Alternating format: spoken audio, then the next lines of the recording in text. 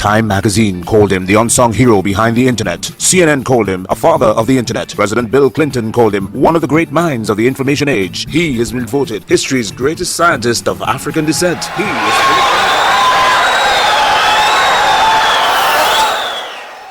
What was a day like in my life as a research mathematician of the early 1980s?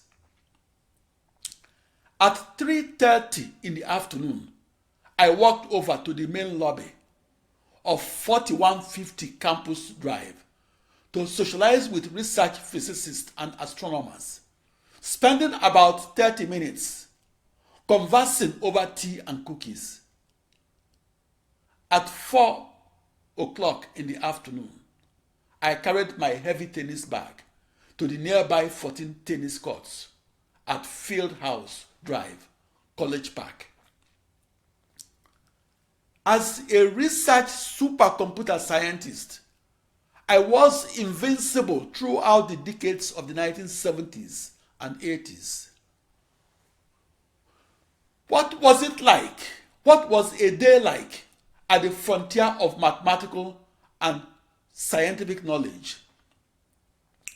About twice a week, and in the decade of the 1980s, I attended research seminars in Laramie, Wyoming, Baltimore, Maryland, Twin Cities, Minnesota, and Washington, District of Columbia. Each research seminar was a show and tell presentation on what the researcher discovered and on his current and future research projects. After I had attended 1,000 research seminars, I learned how to conduct an extreme-scale scientific research and do so at the jagged frontiers of knowledge in mathematics, physics, and computer science. Those scientific seminars sharpened my intuition, which in turn made it possible for me to conduct research alone and to solve the grand challenge problem of supercomputing. The top prize in the field of supercomputing is normally won by a team of up to 50 supercomputer scientists. In 1989, I got the attention of the supercomputer industry when I won the top prize in supercomputing and won it alone as a 35-year-old. My contribution to the development of the parallel supercomputer was possible because I was one of the few people in the world that religiously attended 1,000 scientific seminars at the frontier of human knowledge. Without those 16 years of research that I conducted onward of June 20, 1974, and at the supercomputer that was at 1800 Southwest Campus Way, Corvallis, Oregon, United States, giving me the top prize in the field of supercomputing would have been akin to giving the Oscar Award for lifetime achievement and giving that recognition to a child star. In the early 1960s, the system of partial differential equation that governed the petroleum reservoir was crude. The equation is called the Laplace equation. When applied to a heterogeneous real-world porous medium, the Laplace equation had variable coefficients and was ironically simulating an unsteady state porous medium fluid flow problem, but simulating it as a steady state fluid flow problem. In the early 1960s, Fortran was not yet widely available. For that reason, the early petroleum reservoir simulation codes were written in a less user-friendly assembly language. The assembly language is notoriously difficult and is the only language the computer speaks directly.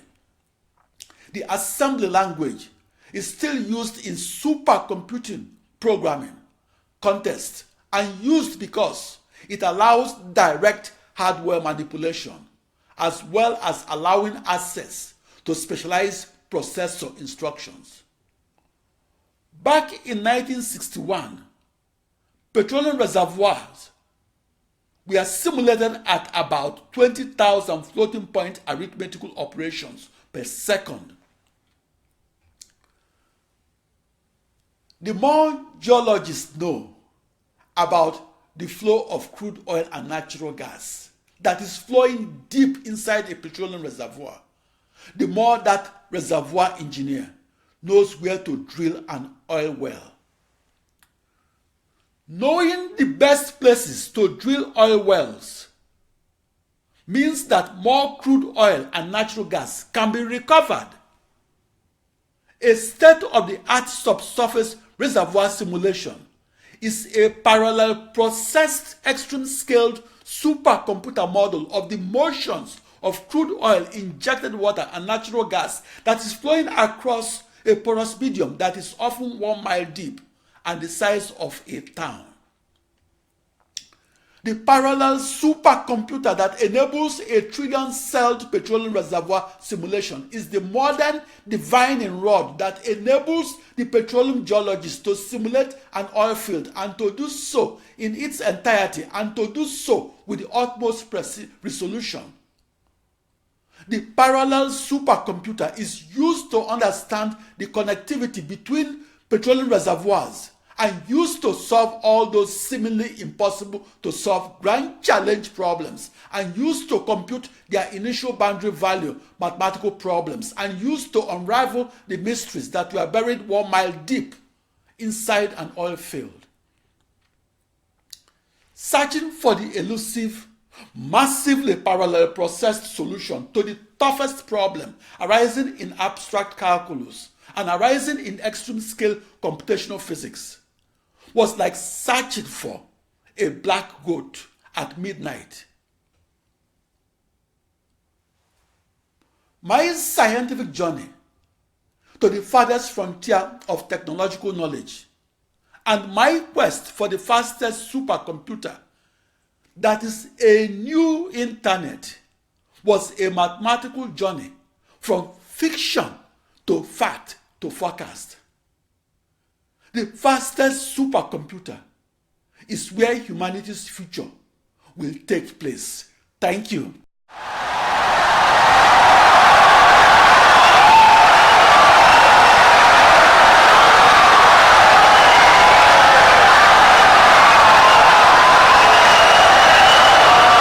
Insightful and brilliant lecture.